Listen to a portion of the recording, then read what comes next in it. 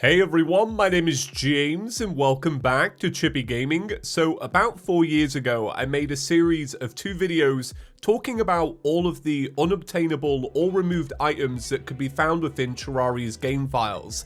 This is something that absolutely fascinated me at the time, and it's something that I never really followed up on. You see, in Terraria 1.4, because it's Journey's End, we saw that a lot of the original items that I brought up in those videos have actually been re-implemented, and this led me to actually start looking, well, are there any other files that have been left behind, any weapons, any items?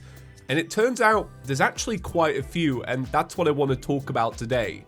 So we know that Terraria 1.4.1 is going to be released sometime in October, so by looking at these removed items, it may actually give us an idea of what might come in that update.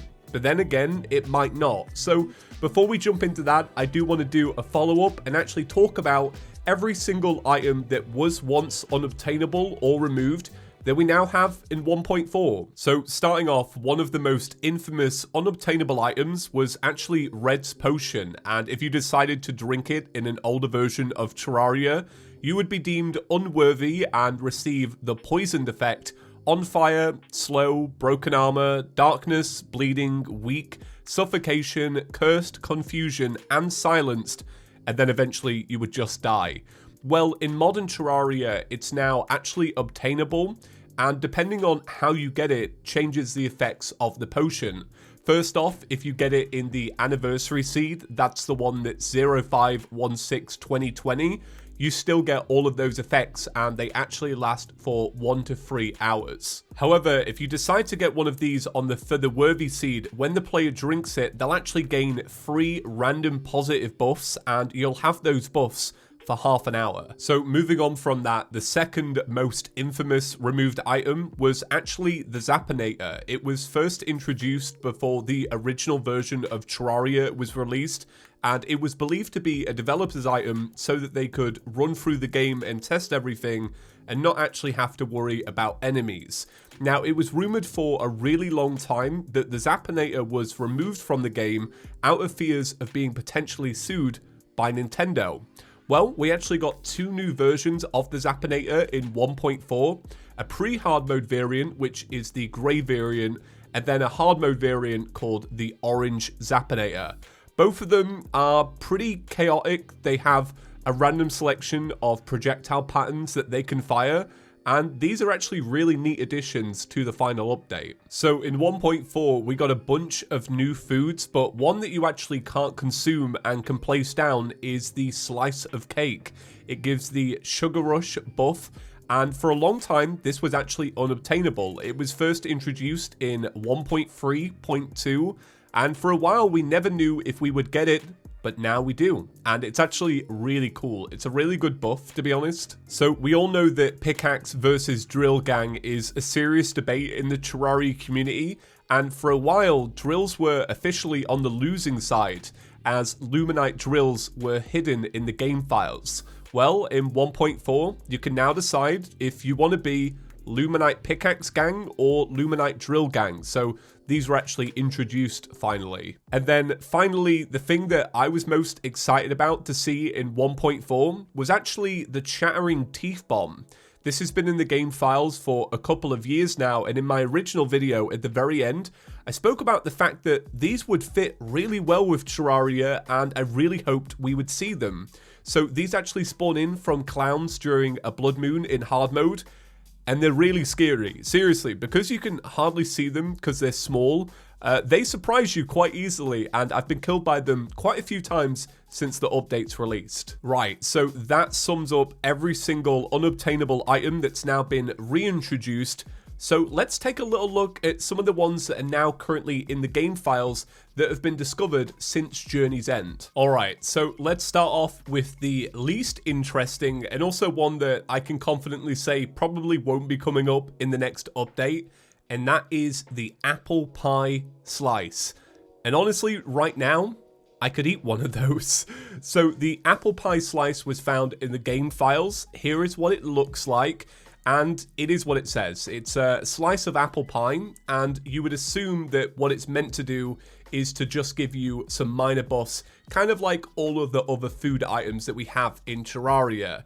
Now, the reason I know that we won't get a re-implementation of this is because we kind of already have it. In 1.4, they introduced the apple pie, and you can get it from some of the hallowed enemies in hard mode, so there's no reason to then add a slice of that pie that we already have. Unless this is actually a pre-hard mode variant of the full apple pie, which kind of treats it like a weapon or an accessory, and I don't quite know how that would work, but this is a really nice looking apple pie slice that we'll probably never see. So next up is something that was actually a little bit confusing, and this is the music box called Journey's End. You see, what actually ended up happening is that in 1.4, we got the music box called Journey's End, and then it was later renamed in 1.4.0.5 to Journey's Beginning, and that's because the music box itself would actually play the brand new Terraria title theme that you can hear when you boot up the game. Now, the reason why I think this was changed is because we know that in 1.4.1, we are getting a brand new music track for Terraria, and I think this is what it's going to be. I think the music track is going to be called Journey's End. So, having seen that, I think that this might be a song that will actually play after you defeat the Moon Lord, is some form of a celebration for finishing Terraria once and for all. Maybe it could be a variant of that title theme song that only plays after the game shows that you've defeated Terraria. But either way, it's going to be great to get another Terraria song, because honestly, Terraria probably has one of the best soundtracks around. So this next one is kind of interesting, and I can see it going either way. We might get this item or we might not. And this one is actually the skull bow. Now, this is actually pretty interesting because it's one of two unobtainable weapons, and we'll get to the other one in a minute, that actually has a damage number assigned to it. Now, this currently has a damage of 8, a knockback of 5, and a velocity of 11. So we can kind of infer that right now it's not very well placed. I would assume that because it's called the skull bow, you probably get this in the dungeon, so maybe this is one of those bows that actually convert arrows into a special arrow, and I think maybe this might have been originally intended as a pre-hard mode variant of the Marrow. Like I said, I could honestly see this one popping up in 1.4.1, and then again, I could also not see it popping up in 1.4.1, mainly because we did get a brand new bow in the last update, the Blood Rainbow, and I think that is something that actually adds a little bit of shake-up to playing an archer in pre-hard mode. So the final thing I want to talk about is actually the reason I wanted to make this video, because I only learned about this today, but this weapon is so cool. So this is actually called the first Fractal, and it was confirmed by Red on the Terraria Discord that this was the original version of the Zenith before they decided to scrap it. Now, the reason why this sword is so amazing is not because it looks like a Terrorblade, it's because its attack is really cool. So what this sword will actually do is show a shadow copy of the player swinging the sword in 15 different ways. So all of the different angles that you pretty much have with a copper short sword, the character will appear on screen in an instant, and it kind of looks like you're doing some kind of ninja anime stuff. It's really cool. Now, the current theory that's going around about this item is that it was not implemented because when the player is actually shown the little shadow version of the player, it doesn't show the player with armor or dies, so maybe it didn't look right, maybe it didn't get to the point where the developers were actually happy with it, but it's so cool.